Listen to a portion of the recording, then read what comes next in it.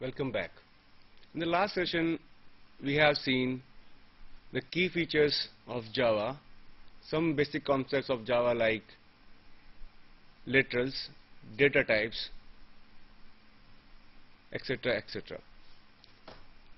Now let us have a look on some more features of Java. Let us start with the arithmetic operators which we can use in Java programming and their precedence also. There are 5 arithmetic operators. The first is subtraction, that you all know, that which is used for subtracting 2 operands. The second is multiplication, which is used for multiplying 2 operands. The third is division.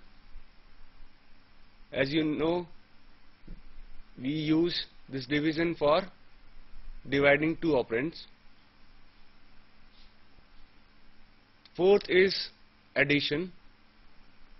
You know the meaning of addition. And the fifth is modulus operation, which gives the result of, or which gives the remainder of the division of 2 operands. For example, if you give 5 modular and apply this modulus operation and by 2, that is 5 modulus 2 will give you 1. How? When you divide 5 by 2, the 2 into 2 is 4 and the remainder is 1. So 1 is the result of this operation, that is 5 modulus 2, the result is 1. So these are the 5 arithmetic operators which we can use in the Java programming. The next is the unary operator. What is unary operator? These operators are the operators which has only one operand.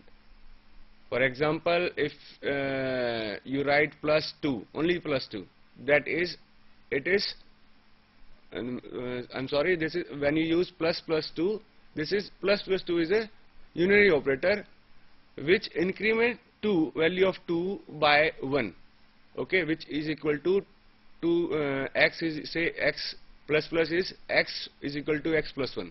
We'll discuss it later. Next is binary operator. These arithmetic 5 arithmetic operators are the binary operators. Here we have to use 2 operands instead of 1 operand, like in unary operator. So these 5 are the binary operator. For example, when you apply 2 minus 1, the result is 1. So here this operator is a binary operator which use 2 operands. Now let us see these operators and their precedence.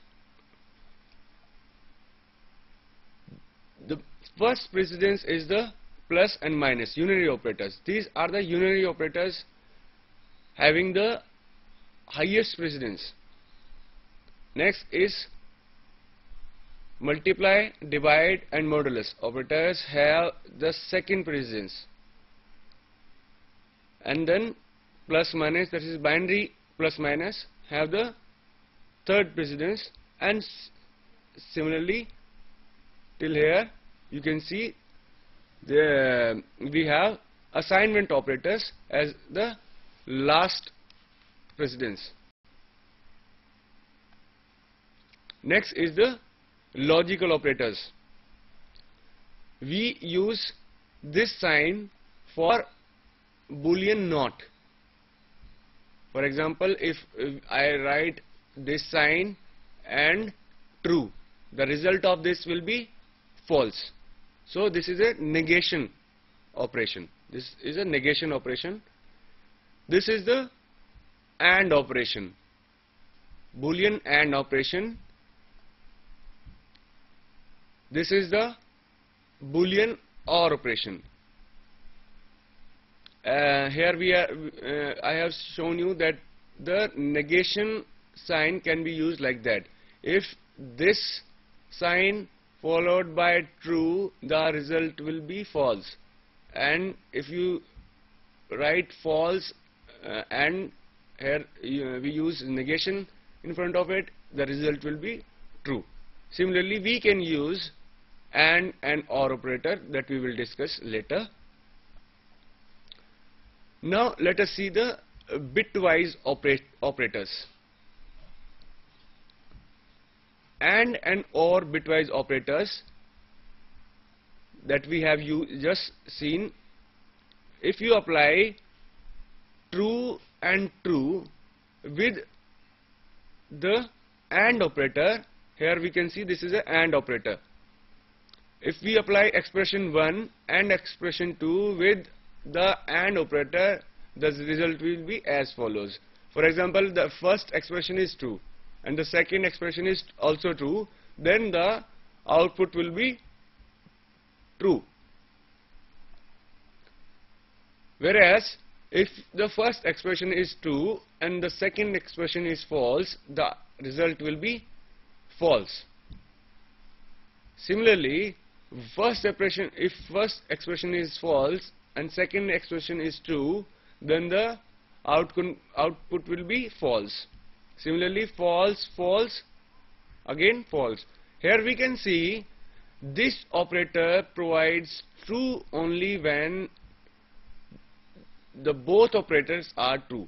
When both the operators are true, only then it will result in true, otherwise in all other cases it will be false. Okay. Next is the OR operator. Boolean OR operator. In this case, when the first operand is true and the second is true, in that case it is true. Result will be true. In the second case, when the first expression is true and second expression is false, the result will be true. In the other case, when the first expression is false and second is true, the result will be true. In the last case, when both the operands are false, the result will be false. So we can see that this results false only in case of when the both operands are false. Otherwise, it will always remain true. Now, there is two other cases also, that is short circuit evaluation. In this kind of evaluation, you need not to evaluate the both side of operand. For example, in the last slide we have seen that if we are using this AND operator, we evaluate the left hand side operator and the right side operator, and the result will then be displayed. But there is some cases, or there is when we use this short circuit operands, we need not to. In some cases, we need not to evaluate both side operands. If let us see what does it means. A process in which the computer evaluates a logical expression from left to right and stops as soon as the value of the expression is known. That is, say, if this is an AND operator and we use operands as false in the left side and true in the right side. As I have shown you in the last slide, that when any of the operand is false, the result will be false in case of AND operator. It results only true only in the case when the both operands are true. So when it finds the first operand itself as false, it need not to evaluate the right hand side operand. So it will result directly false. So here we are saving some computation time with the help of these short circuit operands. Similarly, in case of OR operator, when it finds the left operand itself is true, then it will not evaluate the right hand side operand, because true or true with the OR operand, with anything true or right, means when we have the left hand side operand as 2, then it doesn't matter what is there on the right side, because anything with true will be true. Okay, so with OR operator, when we already have the true on the left hand side, it will not go and evaluate the right hand side. It is enough to evaluate the left hand side, and it will result in the true itself. So we have saved some computation time with this short circuit evaluation system. Here we can see the OR operator evaluates the left expression first, and if it is results true, never evaluates the right hand side. You can see with this example, say if A is 1 and B is 2 and C is 3, and we apply here B is greater than A is greater than B, which is it true or false? Yes, this is false. So in this case it will go to the right hand side and evaluate this side also. Otherwise, say for example, if I put 2 here and 1 here, like now the value of A becomes 2 and value of B become 1. So in this case, here it will results in the true. So it will not evaluate this side, and we have saved some computation time, which result in the high performance. So this is a very good feature of Java. Now let us see the expressions. There are 3 types of expressions in Java. One is integral expression, second is float point expression or decimal expression, and the third is mixed expression. Now let us see one by one all. Integral expression. As the name suggests, this kind of expression includes only the integral values. It will not include any float values. For example, that is, all operands are integers. Here we can see 3 plus 3 into 5. These all operands are integrals, not float or anything. So this kind of expression is called the integral expression. Next type is float point expression. This is the names, as the name suggests, it consists of only the float values. Okay, float means the real values. It will not take any integral values. It has to be a real. For example, 19.8 is a real value, 17.5 is a real value, 13.50 is a real value. So in this expression, in this complete expression, all the operands are float or real. So this kind of expression is called the floating point expression. Next is mixed. Mixed means when the operator, in the expression, when the operands are of mixed nature, like the operand are of different types. For example, the first is integer and second is float. Here this is a mixed expression. One is real, one is integral. That means it is a mixed expression. So in these kind of expressions, integer operands yield an integer result, and floating point numbers yield floating point results. If both of operands are present, the result is a floating point number. That is, in these kind of expression, the output will be a float or a real thing, real output. That means this is integer and this is a float. The result will be 8.5, not 8.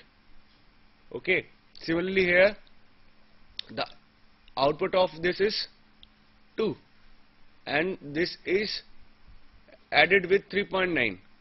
Answer will be 5.9 instead of 5 or anything, or 6, means it has to be real.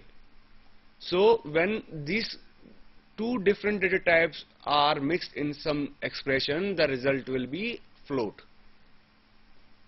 And the precision rules are also followed. That is, like for example, in this expression, which is the first expression which will be evaluated. The first, as the precision rules says, that the first preference will be given to the division, not the plus.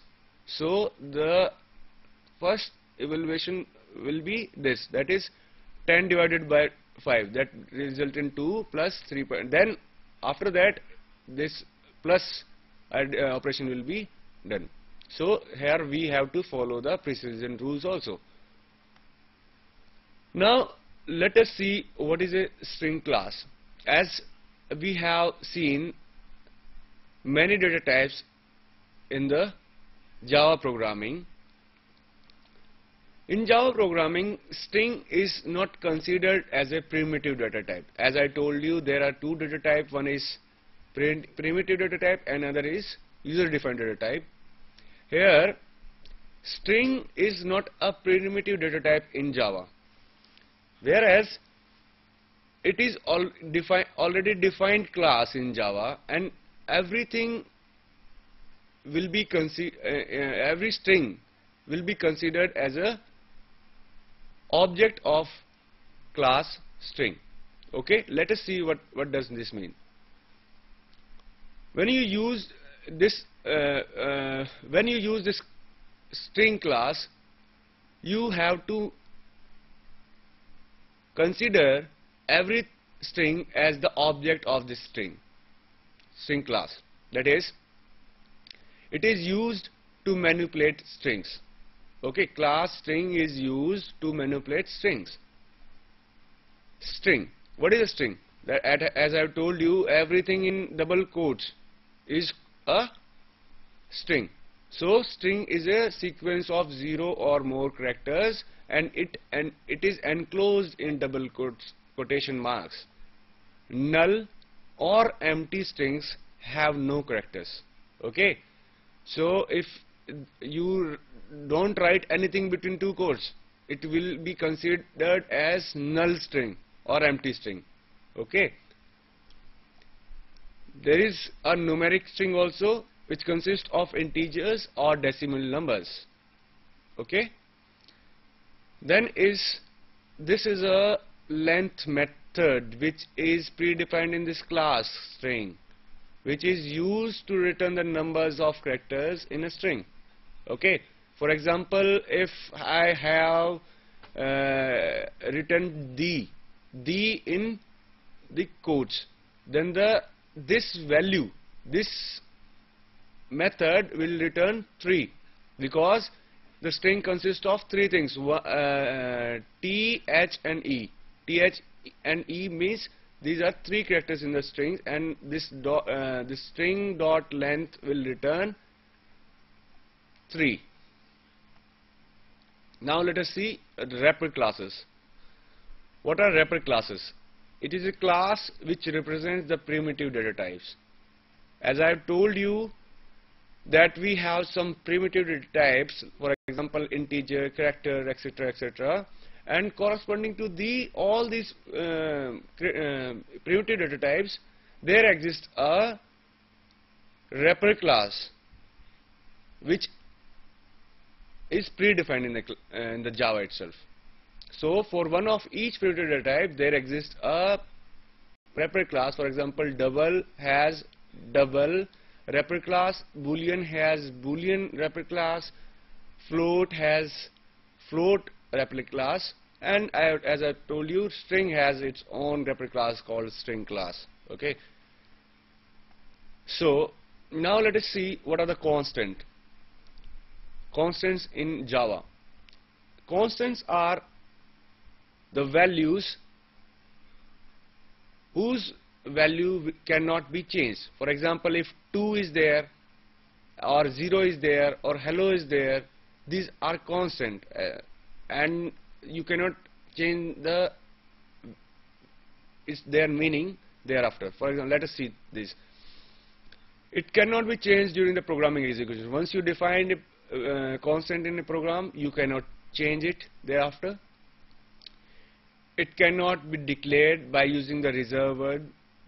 It can be declared by using the reserve word called final. Here, as you can see, when we define, say, some constant max value, here this, of type integer, and we declare it as final, and we are initializing it to 0. So the maximum value will be 0, and it is of type integer, and it is final. That means you cannot change the max value to 1, 2, 3 or anything else. Okay. So once you initialize it, you cannot change it. And it has some rules also. It should be in all upper cases with words separated by underscore according to the Sun's naming convention. For example, as we can, this is max, which max has M as capital, value all capital, and it is separated by one underscore. So similarly, string my underscore hello, this is a final. That is, we cannot change my hello, the value of my hello, as to other values instead of this hello. So this is constant. Now if you want something to be changed in a program, for example, if I want to change the value of this my hello to something else during the execution of program, then I have to make this my hello as a variable. Okay, because you want to get it changed during the execution of program. So what are variables? The variable's value may be changed during the program of execution and must be declared before it can be used. Means we have to declare the variable before we can use it. For example, we have to specify what is the data type of a variable that you want to store in that variable. For example, say I am declaring int I. Int I means I am declaring I as a variable of data type integer, whose value may be changed during the execution of a program. So I am declaring it as a variable. Okay. It may not be automatically initialized. So you can just declare it at the initial stage, and you can later on you can put some value. You need not to initialize it in the beginning, or and it may not be automatically initialized also. Okay. If new value is assigned, then the old one is destroyed. That is, if you are overriding or overwriting the existing value of some variable, then the last value will be destroyed and the new value will be assigned to the variable. For example, that I told you, like integer I, and I am assigning 1 to the I, and later on I am changing int is equal to 2. So the last value, that is integer I is equal to 1, will be changed to 2, and the last value, that is int is equal to I, will be destroyed. Okay. The value can only be changed by an assignment statement and an input statement. So we can assign the new statements or new values to the existing values or variables, okay, by assigning the new statement or by getting the input from the user. Okay. There are some conventions that we have to follow. We can use mixed cases with a lowercase first letter. Internal words starts with capital letters. Variable names should not be start with underscore. or dollar sign should be short but meaningful. Example: account balance, first name, menu choice. These are the examples of variables. Next is the assignment statements. Now let us see how we can assign the values to some variables or constant or something else. For assigning the values, we use the equal operator. For example, you can see here I am assigning value y to a variable s of type string. So we are using equal operator for assigning the value of variables here. Okay. This here we are using C is equal to double quotes Z, and C is a character data type. So as I have told you that character will be defined with only single quotes, not by double quotes. So this statement will result in the error, because this is assigning string to a character data type variable, which is not acceptable. Okay. Now the next thing is the left hand operator must be enough large of type to contain the result of the right hand side operand. That is, the left hand type operator of equal operator should be enough capable to hold the right hand operand.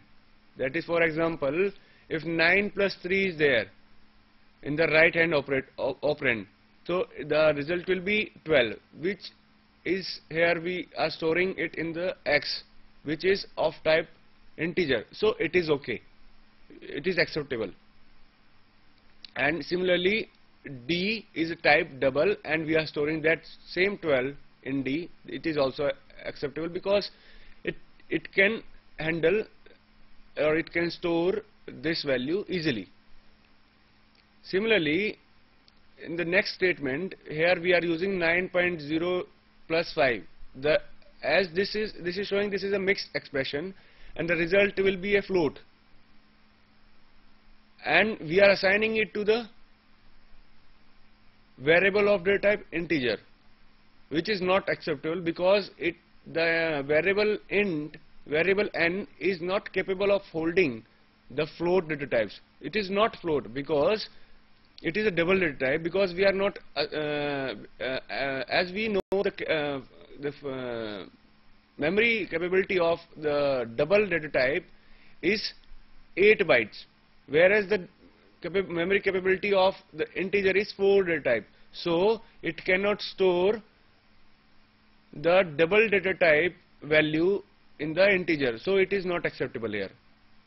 Similarly, 9.0 plus 5, we are storing it into F. By default, we know that real numbers are double data type in Java, and they are of size 8 byte, whereas the float are of 4 bytes. So it is not acceptable here, so it will not work. Now let us see the unary operators, that is the increment and decrement operators. The first unary operator is the plus sign. This is also called increment operator. It increments the value of its operand by 1. How? Say y plus plus is equal to y plus 1. That is, if say earlier y was 3. So here what the result of this is 3 plus 1 will be 4. So it is just incrementing. We need not to write this expression, just we have to assign this y plus plus. That is, now the value of y will become 4. Initially it was 3. So similarly we can use the decrement operator also. It decrements the value of its operand by 1. Okay, so it is equivalent to y is equal to y minus 1. Say initially we have y is equal to 3 and we are applying y minus minus, then the result will be 2, because 3 minus 1 is equal to 2. So we have to write y minus minus and the result will be 1 less than the initial value. Okay, now let us see the syntax. We can write or we can implement these operators in 2 different ways.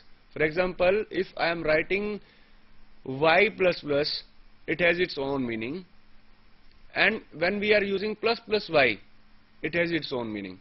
So these 2 things are different. Similarly, when we apply minus minus variable and variable minus minus minus, it has its own meaning.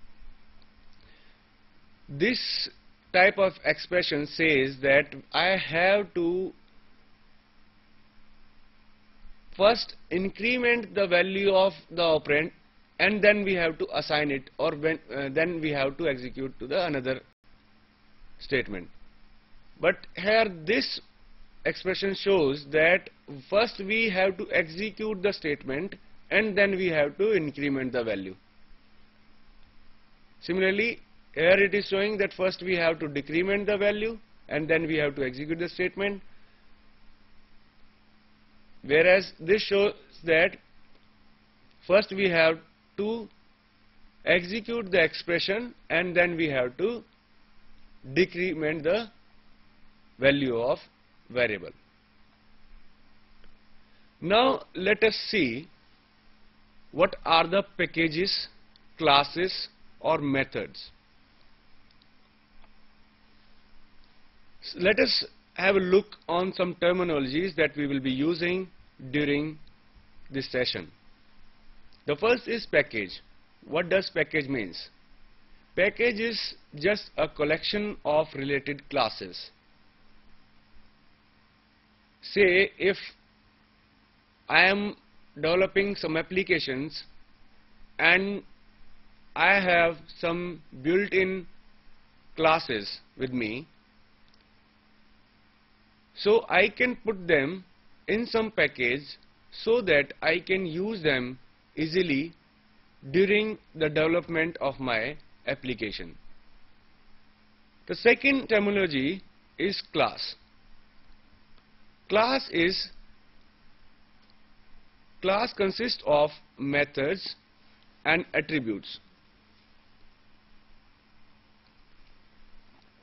The next terminology is method. It is designed to accomplish a specific task. That is, for a particular task we have to define a particular method. Now let us see these terminologies in detail. The first is package. As I have told you, packages consist of related classes. That is, the related files with .class extension are arranged in packages or collections of related classes. Next is the packages enforce modularity.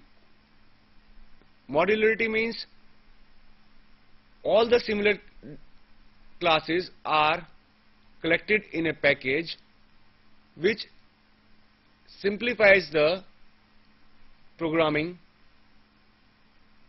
and any class can belong to only one package. We cannot put a single class in more than one package. A package may contain sub-packages also for arbitrary level. The primary package, which is by default given by the Java programming language, is Java, and its main sub-package is lang, that is a language. All classes in the package java.lang are automatically imported in to every program. You need not to import the java.lang package in your program, but it is automatically imported by the JVM itself. The programmers typically import classes from packages to avoid using fully qualified name. If a program imports the class.java.util.date, the programmer then can use date instead of the fully qualified name. If you import java.util in your program, then you need not to use fully qualified name for the date variable.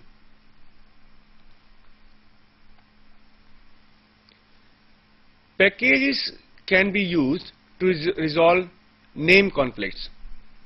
Say, if I have defined my class in my application, and as this application is very vast and there are a number of programmers in that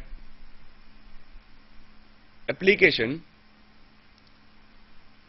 so how can I restrict another person from using the similar name, say my class? Say, let us take example that two programmers take my class as the name of their classes, and they does not know that somebody else also has used a similar name. So in this case, the name conflict will be there, and during execution they will get the error, because during execution the JVM doesn't know which class has to be executed, because it can accept only one class name. So to resolve this name conflict, Java introduced the concept of packages. In our example, like I have used my class I can put in my package. For example, I am using Naveen as the package, and I am putting my class in my package, and the other person is using some other package, say other, and he is putting that package my class in the other package. So here we have resolved the name conflict. So let us see this is in the example. Here the java.awt package has a list class, and the java.util package has a list interface. The fully qualified name is java.awt.list and java.util.list. So although the name of the class is same, that is list and list, but we are putting it in the different packages, so now this is disambiguous. So we need not to bother about the name conflicts. So this is how the name conflicts in Java can be resolved. Now every class belongs to a package. In Java by default, as I told you, JVM provides Java as a default package. So every package, if I am not giving any package, if I am not putting a class in any package, it will be put in the default package called the Java.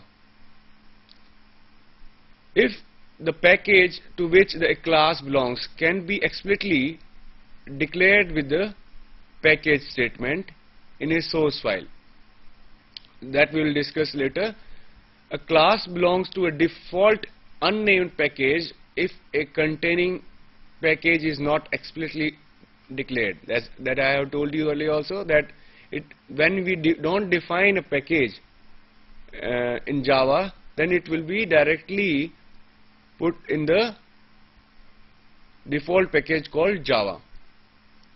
Now we have to follow some naming conventions also.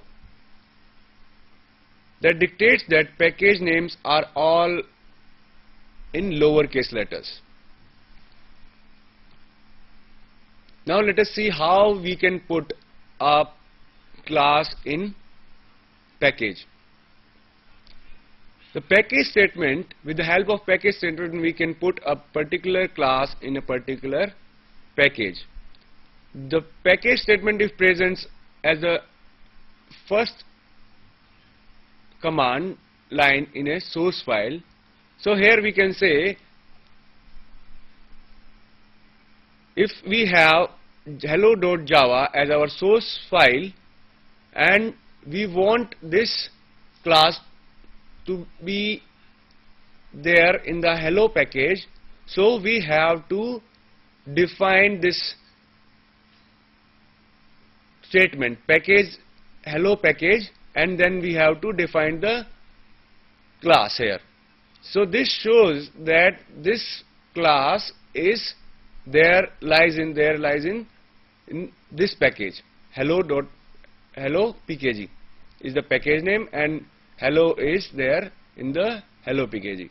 So this is the way how you can specify a package name for a particular class. So as we have seen that these packages can be used for resolving the name conflicts. Now this is let us see the summary of the packages. It makes a convenient way to group related classes into software libraries. For example, java.awt.